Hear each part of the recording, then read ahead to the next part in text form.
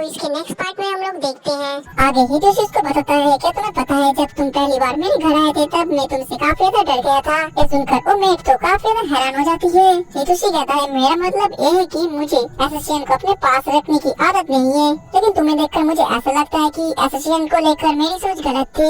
सच बात तो ये है कि तुम काफी ज्यादा एक अच्छी लड़की हो। ये सुनकर तो उमेट अपनी बचपन की यादें याद करने लगती है और फिर हितोशी से पूछती है कि मुझे एक नॉर्मल लड़की की बनने के लिए क्या करना पड़ेगा। हितोशी कहता है तुम्हारा सवाल तो काफी ज्यादा सोचने वाला है। ऐसा लगता है कि तुम अपनी गलती को लेकर चिंतित हो, जैसे कि यहाँ पर आने के बाद तुमने जो कुछ भी किया है वो तुम्हारे लिए सब कुछ नया है। असल में तुम फेलियर से डरते हो, लेकिन अगर तुम कोई भी काम पहली बार करते हो तो गलती होना एकदम नॉर्मल है। उसकी ये सब बातें सुनकर उमेट काफी ज्यादा हैरान थी। अब अगले दिन अमन घर के अंदर उस पपी को देख पाती है जो कि भूख की वजह से जाग गया था और दूसरी तरफ उमेट तो कैबेज को काट रही थी। तभी वो पपी उस मेट के पास आ जाती है। ये देखकर उमेट काफी ज्यादा डर जाती है और कहती है आखिरकार ये मेरे पीछे अचानक से कैसे आ गया, मुझे तो पता भी नहीं चला। शायद ये कोई एसोसिएशन डॉग है। लेकिन वो डॉग तो उस उमेट को देखकर काफी ज्यादा घबरा जाता है। वहीं पर उस डॉग का बिहेवियर देखकर उमेट समझ जाती है कि इसको काफी जोरों से भूख लगी है। देन वो उसे खाना खाने के लिए दे देती है और अपने मन में कहती है शायद मैं ये समझ पा रही हूँ कि ये डॉग कैसे फील करता है। शायद से मैं धीरे धीरे नॉर्मल लड़की बनती जा रही हूँ। और फिर वो डर डर के उस डॉग को सहलाने वाली थी, लेकिन तभी वो परितोषी आ जाता है और वो मेड उस डॉग को नहीं छूती। वही परितोषी तो खुश होता है कि मेड ने उस डॉग को खाना खाने के लिए दे दिया है।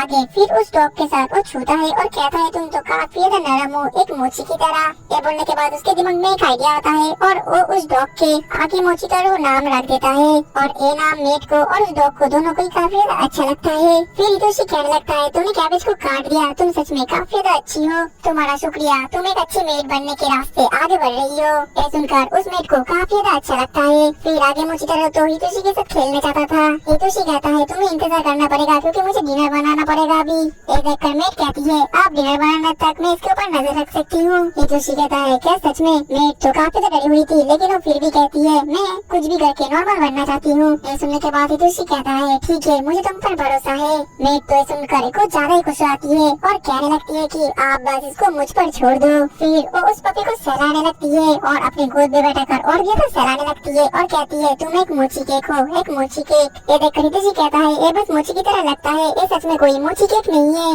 अब अगले सीन में हम देख पाते हैं कि हितोशी खाना बना लेता है और मेड को खाना काफी ज्यादा पसंद आता है और वो खाना भी वो अपने फेवरेट सॉस के साथ खाती है। खाना खत्म करने के बाद वो कहती है ओकोनियामी काफी ज्यादा अच्छा था। हितोशी कहता है क्या सच में? क्या मैं तुम्हारे लिए और बना दूं? मेड तो बेम्बरस्ती करती है और कहती है कि नहीं, लेकिन उसकी बॉडी अपने आप ही प्लेट को आगे बढ़ा देती है। हितोशी कहता है ठीक है मैं समझ गया, मैं तुम्हारे लिए और बनाकर लेकर आता हूँ। और खाना बनाते हुए वो कहता है अगर तुम्हें कुछ खाने का मन करता है और तुम उसको बताती हो तो ये भी एक नॉर्मल बात है। तुम्हें जो करने का मन करता है तुम्हें वो करना चाहिए, तब जाके तुम एक नॉर्मल लड़की बनोगी। इस पर मिस सरबन कहती है अगर ऐसा है तो मैं चाहती हूँ कि आप मुझे भी एक नाम दे। हितोशी कहता है क्या तुम सच में चाहती हो कि मैं तुम्हें एक नाम दूं? मेड कहती है कि हाँ बिल्कुल वैसे ही जैसे कि तुमने आगे मोचितारो का नाम दिए थे। ये सुनने के बाद हितोशी सोच में पड़ जाता है और पूछता है कि आखिरकार तुम्हारा बर्थडे कब था? मेड कहती है मुझे मेरा बर्थडे का डेट एग्जैक्टली याद नहीं है, लेकिन मुझे बस ये याद है कि जब मैं पैदा हुई थी तब काफी ज्यादा ठंड था और काफी तेज बर्फ पड़ रहा था।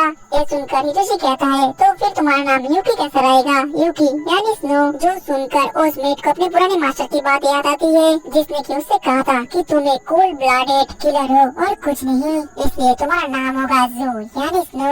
तभी बीच में हितोशी कहने लगता है क्या तुम्हें पता है मुझे स्नो काफी ज्यादा पसंद है, ये काफी ज्यादा सफेद और खूबसूरत होते हैं और बर्फ को गिरते हुए देखना, उसके साथ खेलना ये भी काफी ज्यादा मजेदार है। ये सुनने के बाद ही उस मेड को अपने मास्टर की बात भूल जाती है और अपने बचपन की यादें याद करने लगती है। और फिर हितोशी आगे बढ़ने लगता है क्या तुम्हें पता है कि बर्फ असल में बहुत ज्यादा गर्म होता है? जो सुनकर उमेद काफी ज्यादा हैरान हो जाती है। हितोशी कहता है ये मैंने कहीं पर पढ़ा था। ये सब सुनने के बाद उमेद अपने मन में कहती है मुझे सब सवाल का जवाब याद आ गया कि उस समय मेरी बॉडी अपने आप मूव क्यों कर रही थी। आखिरकार मुझे इतना ज्यादा खुशी क्यों महसूस हो रही थी कि आखिर कैसे हितोशी की वजह से उसका दिल इतना ज्यादा तेजी से क्यों धड़कता है। ये सब सोचने के बाद तो अपने मन में कहती है अगर मैं यहीं पर रहूं, अगर मैं हितोशी मास्टर के साथ और भी ज्यादा समय बिताऊं तो मुझे लगता है कि शायद से मैं इसका आंसर पा सकूंगी। आगे वो अपना नाम यूकी सुनकर काफी ज्यादा खुश रहती है और हितोशी को शुक्रिया करती है उसका नाम रखने के लिए। और उस मेट की हंसी को देखकर हितोशी काफी ज्यादा खुश रहता है और कहता है ये तो अब एक नॉर्मल लड़की की तरह हंस रही है। अब अगले दिन हम हितोशी की बहन को देख पाते हैं जो कि हितोशी के पपी को देखकर उसके घर आती है वो देखने के लिए। और इसी के साथ ही हमारा एपिसोड 2 भी खत्म।